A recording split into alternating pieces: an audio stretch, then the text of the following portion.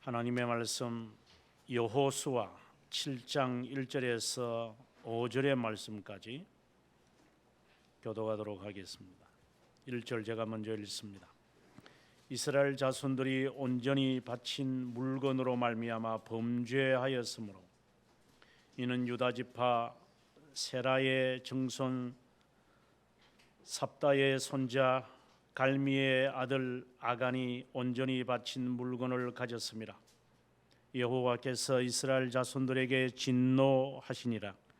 여호수아가 여리고에서 사람을 베델 동쪽 벳 아웬 곁에 있는 아이로 보내며 그들에게 말하며 이르되 올라가서 그 땅을 정탐하라 하며 그 사람들이 올라가서 아이를 정탐하고 여호수아에게로 돌아와 그에게 이르되 백성을 다 올라가게 하지 말고 이 3,000명만 올라가서 아이를 치게 하소서.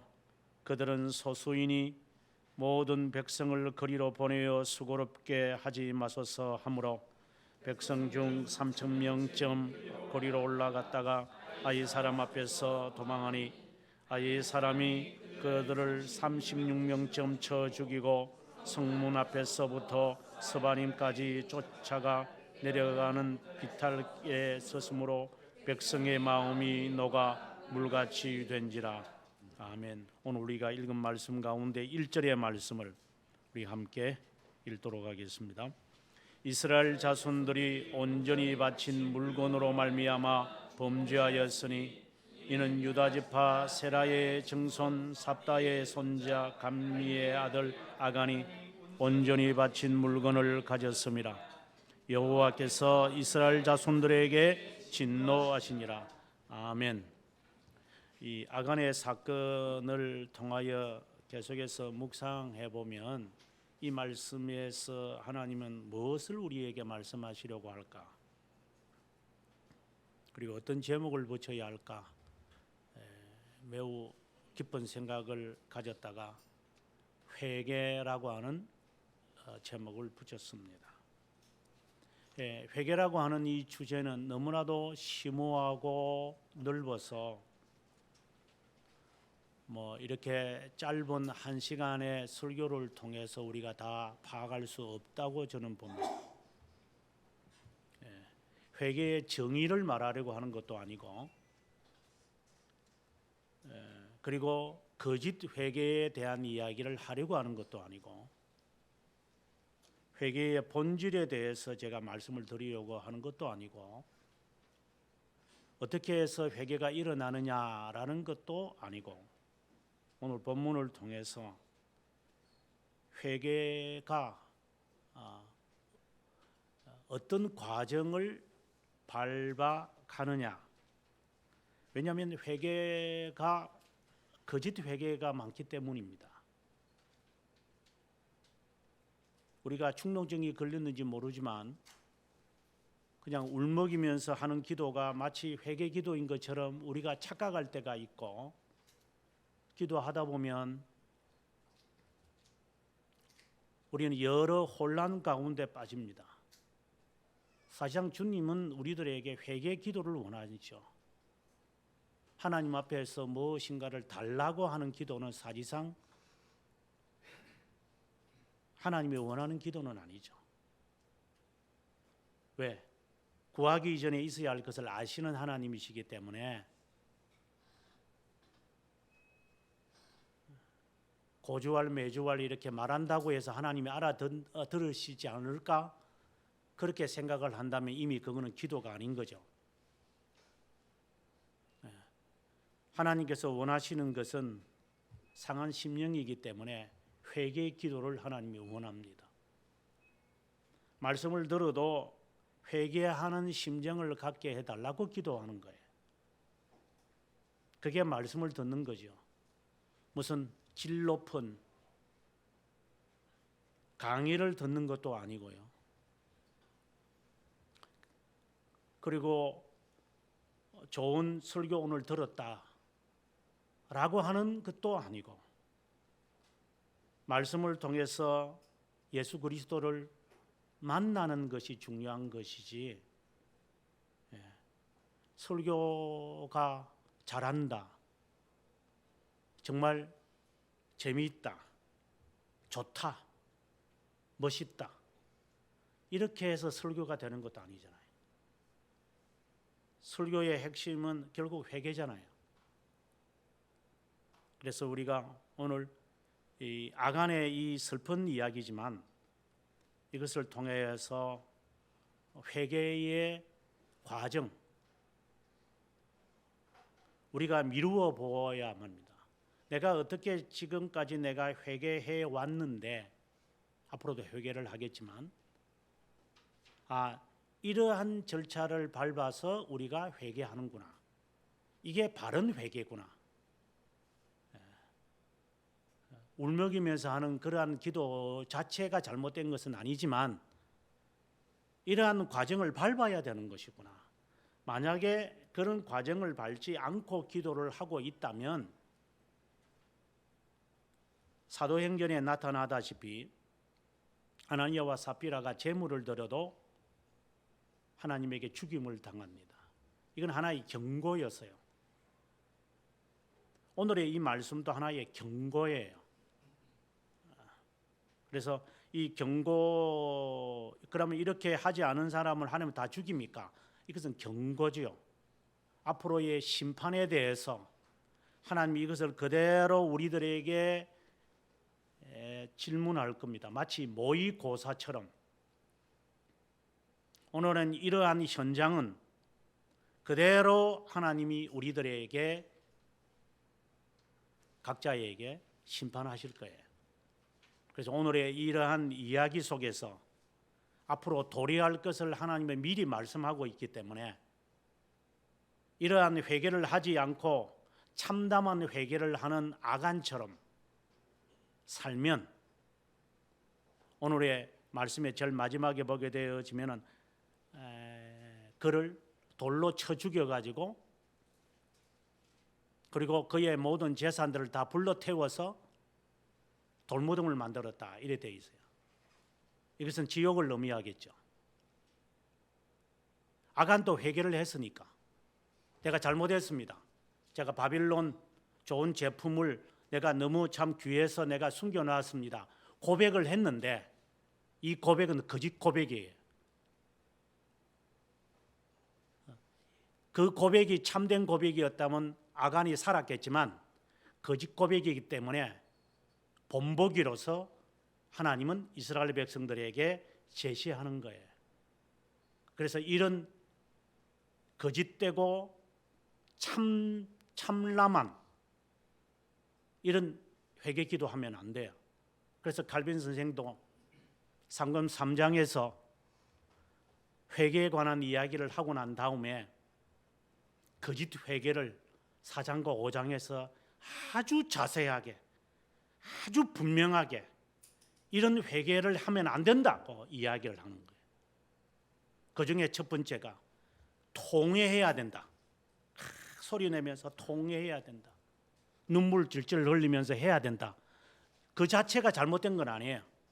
그렇게 안 하면은 안 된다고 이야기하기 때문에 문제인 거예요. 그리고 회개의 제목들을 죄목들을 쭉 써놓고 이거 하나 하나님이 용서해 주세요 하고 이레이저를 가지고 지우개를 가지고 이렇게 지워버리는 이런 식의 기도들 하지 말라고. 이건 거짓 회개라고. 교회에서 그렇게 사람들에게 세뇌시켜 놓아가지고 중고등부 수련회 때 하면 다 그렇게 하라고, 죄들을 다 적으라고, 이런 거짓 회개들만 실컷 배워나오니까 삶에는 아무런 상관이 없이 수련회 때는 그냥 은혜 받았다고 따따붙다 해놓고 돌아오고 나면 아무런 변화가 없는 회개, 행위의 변화가 없는 회개는 그런 거짓 회개거든요. 이런 거짓된 회개들, 자기가 기억나는 것만 하나님 앞에 하나씩 토로하는 기도들, 기억의 한계를 잊어버리는 사람들, 그리고 더 심각한 것은 회개했으니까 이제 죄 용서 받았다라고 하는 이런 만족의, 자기 만족에, 자기 희열에 빠지는 사람들. 내가 이렇게 자세하게 하나님 앞에 기억을 하고 과거의 죄목들을 다 내가 상기해서 하나님 앞에 다 아뢰서니 하나님이 이제 나의 죄를 용서하셨다, 나는 이제 기쁘다, 할렐루야, 죄 사함을 받은 나 기쁘다, 이런 자기 착각 속에 빠지는 사람들, 심각한 질병에 빠지면서도 그것이 회개라고. 회개가 죄 용서하고 무슨 상관이 있어요? 회개가 죄 용서를 해줍니까? 그래서 로만 가톨릭은 비밀 고해 성사를 하지요. 제사장에게 와서, 사제에게 와가지고 말하면 죄 용서 받는다고. 그래서 그들도 하는 말이 자매여, 형제여, 주님의 보혈로 너의 죄를 사하노라. 그 말 한마디 들으면서 내가 죄 지은 거 다 용서받았다고. 죄들의 용서의 근거가 회개인 양 착각 속에 빠지는 사람들. 그래서 어느 교회는 사죄의 선언도 하고 예배 시간에 회개 기도하라고 해놓고 주님의 이름으로 여러분의 오늘 회개한 내용이 다 용서받았습니다 라고 선언까지 하는 이런 거짓된 자들이 얼마나 많은지. 죄들의 용서가 회개에서 비롯된다고 하는 자들, 죄들의 용서는 하나님이 하시는 것이지 내가 죄 용서를 위해서 회개한다고 하나님이 그때 듣고 그래 너가 진실로 회개했으니 내가 용서해 주마, 이런 식의 회개가 죄들의 용서의 근거가 된다고 생각을 한다는 것이 얼마나 거짓되고 참남한 기도인지. 오늘 우리는 회개라고 하는 주제를 이야기하면은 할 말이 너무나도 많지만 오늘 본문의 이야기로 제안을 해서 오늘 본문을 통해서 하나님이 무엇을 말하고 싶어 하는지를 우리가 들었으면 좋겠다 생각을 합니다. 7장의 이야기는 우리가 앞에서부터 쭉 읽어왔지만 참 슬픈 이야기예요. 앞에 있는 6장의 이 이야기는 보면 여리고 성을 무너뜨리잖아요. 승리에 찼어요. 승리의 그 즐거움에 빠졌어요. 기뻤어요. 그래서 이제 아이성은 이제 산에 있었거든요. 산에 있었어요. 그래서 저 산 뭐 한 12,000명 정도, 아이라고 하니까 우리가 생각할 때 그 영어로 child라고 생각하면 안 돼요. 그거하고 전혀 개념이 달라요. 아이라고 하는 이 개념은 파괴라고 하는 뜻이에요. 파괴. 12,000명이 거기에 살았다고 고고학자들이 이야기를 하는 걸 보면 상당히 많은 사람들이 살은 거예요. 그죠? 큰 성이에요. 작은 성이 아니라 큰 성이에요. 그런데 그 성에 이제 공격을 하는데 여리고 성만큼은 하지 않지만 저 성을 그냥 가자 하고 사람들이 그냥 올라가는 거예요. 정탐꾼을 보내가지고 정탐을 해보니까 아이고 뭐 여리고 성만큼 되지 않으니까 그냥 뭐 한 여기 오늘 말씀 보니까 3절에 2-3천 명 올라가면 될 것 같습니다. 이렇게 이야기를 해요. 나중에 우리가 8장을 읽으면 나중에 여호수아가 돌아오고 난 다음에 쳐들어갈 때 3만 명을 데리고 가요. 3만 명을 데리고 가야 할 그것에 10분의 1도 안 되는 숫자를 데리고 갈 정도로 여호수아와 이스라엘 백성들은 이제 교만한 게 된 거예요.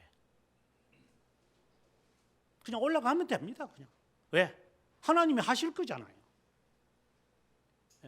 여리고 성도 우리가 그냥 한 바퀴 돌고 6일 동안 한 바퀴씩 돌고 7일째 7바퀴 돌고 난 다음에 무너지는데 아이고 뭐 2-3천 명 가서 그냥 이렇게 뭐 하면 하나님이 와르르 무너뜨리지 않겠어요? 라고 하는 이 맹신에 빠져 있었어요. 그래서 여호수아는 그들의 정탐꾼의 말을 듣고 하나님의 말씀을 듣는 게 아니에요. 정탐꾼의 말하는 이야기를 듣고 2,3천 명을 올라보냈어요. 보통 이 높이가 그냥 뭐 한 몇백 미터 높이가 아니고 상당한 높이이기 때문에 그래서 거기에 사람들을 올려보내니까 36명이나 죽고 돌아왔어요. 자, 이제 갑자기 급브레이크가 잡힌 거예요. 신앙생활 잘 하다가 갑자기 일이 터져버린 거예요. 이제 뭔가 하나님이 나와 함께하고 하나님이 나를 돕고 하나님이 내 편인 것처럼 느껴졌는데 그렇게 순탄하게 다 일이 잘 풀리는 거예요. 다 잘 풀리는데 갑작스럽게 일이 안 풀리기 시작하는 거예요. 바로 이럴 때에 마치 여호수아가 직면한 것과 비슷한 거예요. 급브레이크가 지금 잡힌 거예요. 얼마나 당황스럽겠어요. 한편으로는 지도력이 흔들리기 되어지는 순간이잖아요. 예를 들어서 목회를 하다가 저 같은 경우에 목회를 하다가 성도들이 우르라고 다 나가버렸다. 그러면은 목사들이 어떤 생각을 하겠어요? 야 이거 야 큰일 났구나 이거. 교회가 성장해야 되는데 이렇게 성장해야 되는데 우르르 나가버렸다. 급브레이크가 잡혀버린 거예요. 내가 계획했던 것들이 있는데 이거 다음에 이거 대대로 다 돼야 되는데 아무 소용이 없게 돼버렸어요. 그 순간을 여호수아가 직면한 거예요. 이제 여기에서 하나님은 여호수아에게 무엇인가를 암시하기 시작하는 거죠. 도취되어 있는 여호수아에게 하나님은 마치 찬물을 끼얹는 것처럼 정신을 차리라고 하는 것입니다. 여호수아는 이제 5절에 보게 되어지는 사람들이 죽는 것을 보고 마음이 녹아 물같이 되었다 이랬어요. 절망감에 빠진 거죠. 이제 내가 할 게 뭐 있지? 빌어먹으려니까 건강은 여의치 못하다. 나이가 들어서 어디 가서 내가 뭘 해야 되지? 마치 직장에서 구조조정해가지고 쫓겨나가는 사람처럼 요즘 저런 코로나처럼 되어져서 일이 안 된다. 이렇게 되어졌을 때 어떤 생각이 들어요?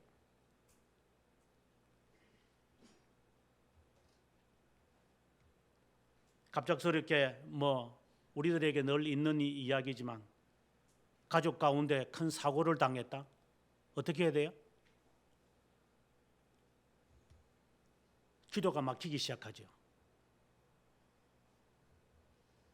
마치 지금 여호수아는 마음이 녹아서 백성의 마음이 녹았고 자기도 녹아서 물같이 되어졌는데 6절에 가니까 하나님 앞에 그는 가기 시작합니다.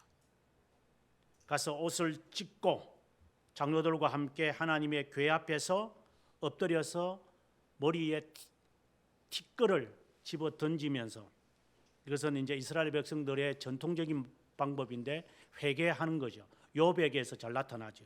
머리카락을 집어 뜯고 옷을 집어 찢으면서 이제 기도하는 가장 더러운 모습과 가장 저주스러운 모습.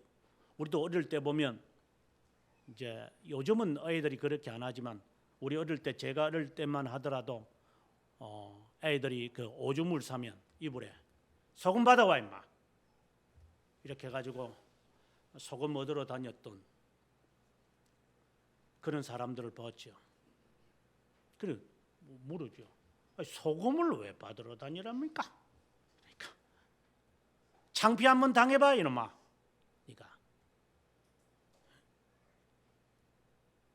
이 동네 저 집 다니면서 한번 창피 한번 당해봐. 네가 한번. 그래서라도 하지 말아야 한다. 마치 그것처럼 7절에 가서 이제 여호수아는 하나님 앞에 가서 슬프도소이다 하면서 뭐라고 말하냐, 핑계를 대는 겁니다. 하나님의 이름이 이방인들에게서 의심여김을 받지 않겠습니까? 하나님 왜 이러십니까? 여호수아는 자신의 실패에 대하여 하나님에게 따지기 시작합니다. 잘못에 대해서 말하는 게 아니라 하나님 왜 이러십니까? 내가 무슨 그런 잘못을 제가 했습니까? 우리가 보통 일을 당하면 이런 자세가 돼요. 하나님, 내가 이렇게 죽을 일을 했습니까? 하나님 앞에 원망하는 첫 번째 단계가 등장합니다. 이게 이제 회개하는 사람의 첫 자세예요. 일을 당했으니까. 아니, 거짓 회개를 아는 사람은 기도도 안 하죠. 하나님 앞에 나올 생각도 안 하죠. 실패를 당하더라도 하나님 앞에서 답을 찾으려고 하질 않죠. 어쨌든 이걸 메꿔야 되니까. 사업이 망한 사람은 어떻게 하면 내가 이 은행에 가서 돈을 빌려야 될까를 생각을 할 것이고, 이걸 해결하기 위한 인간적인 방법을 총동원하겠지만, 여호수아는 이것은 하나님과 해결해야 될 문제임을 그는 깨달아요. 어쨌든 이것은 하나님과 딜을 해야만 된다라는 생각을 그는 갖고 있는 거예요. 그런데 오늘 본문의 이야기에서 1절에서 마치 두 갈씩처럼 하나님은 이미 알고 계시는 거예요. 이게 이러한 아이와의 전쟁에서 실패할 거라는 것을 전제하고 있어요. 여호수아가 이것을 기록하면서 이미 하나님은 알고 계셨다라고 하는 것을 전제하고 있어요. 왜? 내가 실패에 대하여 나는 하나님을 향하여 원망하고 불평하고 있는데, 하나님은 이미 그 답을, 이미 원인을 알고 계시는 분인데, 쉽게 말해서 나무다리 벅벅 긁고 있는 거예요. 지금 잠자다가 간지러우니까. 하나님이 원하시는 답은 하지 않고 그냥 액면 그대로 나타나는 이 사실만 그냥 하나님 앞에 고하면서 왜 이러십니까 하나님? 그게 이만한 대가를 치러야 할 것입니까? 아니 왜 36명이나 되는 사람들을 죽이십니까 하나님?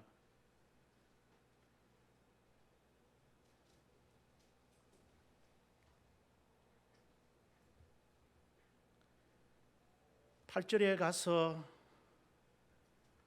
하나님 앞에 와서 그가 기도하는 이야기가 원수들 앞에서 이스라엘이 돌아섰으니 내가 무슨 말을 해야 합니까? 체면차리죠. 하나님, 제 기도력이 흔들리게 됩니다. 제가 안 믿는 가정에서 교회를 다니는데 제 안 믿는 가족들이 저보고 뭐라고 하겠습니까? 예수 믿는 놈 그래 일이 잘 풀린다 그래. 그럼 하나님 좋으시겠어요? 이런 식으로 하나님 앞에 그는 기도하게 되는 거예요. 그리고 9절에 가서 가나안 사람과 이 땅의 모든 사람이 듣고 우리를 둘러싸고 우리를 치러 올라오지 않겠습니까? 나를 이제 업신여기지 않겠습니까? 나라는 존재가 어떻게 됩니까?